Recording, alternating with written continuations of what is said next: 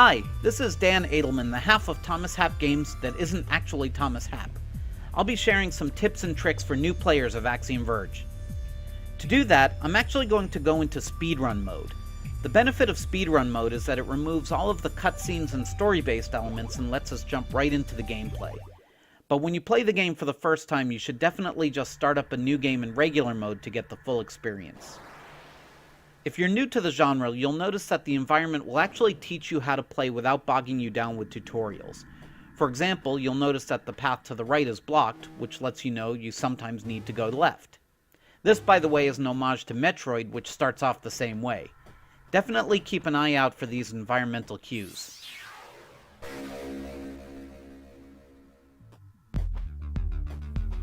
Here you'll notice that there's no way out unless you shoot through these red blobs, which teaches you how to shoot and navigate your way through the environment.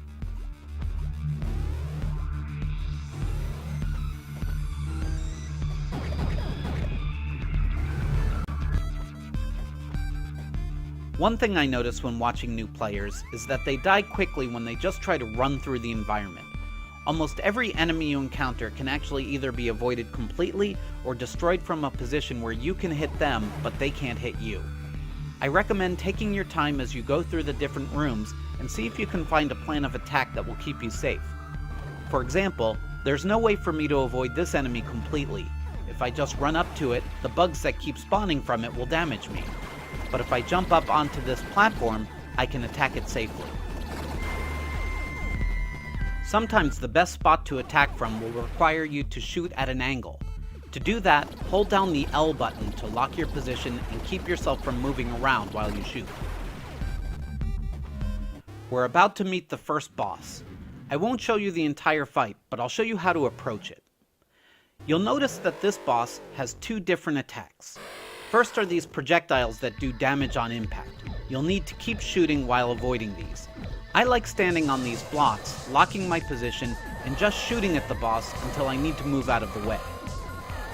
The second attack is similar to the first, but it only does damage after it explodes, which is a second or two after it hits the ground. Just make sure where you're stepping so you're not in the blast radius when it goes off. Exploration is a big theme in Axiom Verge.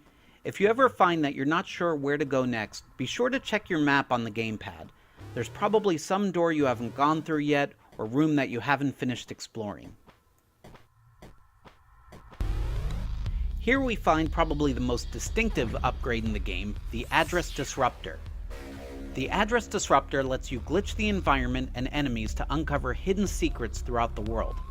As in the beginning of the game, there's no way to progress here until you demonstrate your ability to use the address disruptor by glitching these platforms into existence.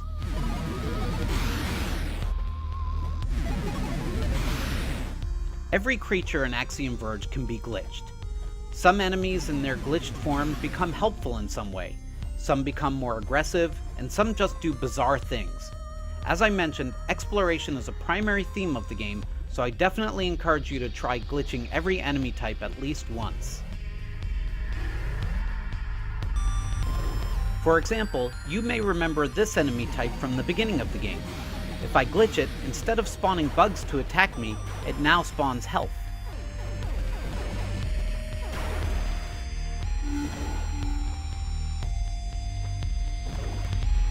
Glitching these round pink guys makes them able to break through walls, which will allow you to get access to a hidden power-up.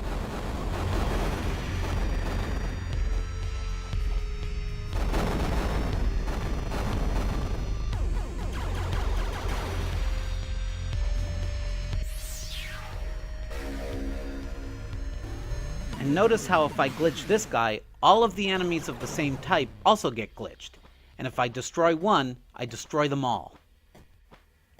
These are just some of the ways that exploration and experimentation will aid you on your mission. This has been Dan Adelman from Thomas Happ Games, and I hope you enjoyed these tips and tricks for Axiom Verge.